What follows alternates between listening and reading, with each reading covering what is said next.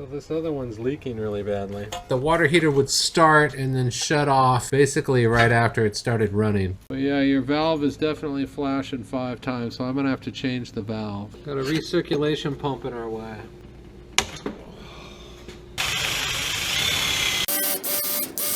Got called back out. We're gonna install a replacement valve.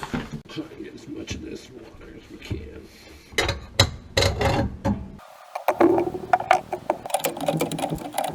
Basically, I'm working on a Bradford White. There was a code 5. All right, we'll see what happens. Was that you? No, it's my brother. Yeah, I definitely see some water. I got here, gas line was disconnected. They told me they drained it, but they didn't. Forget it. We're just gonna drop it. Braided shark bites are pretty jammed up. This drain valve is so old that when I tried to screw the hose on here, it just wiped out the threads. I'm in for it on this one. Well, that's not good. I got this little issue.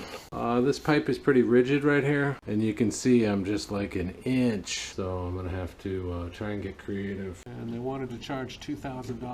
Right where the spiders are. I know.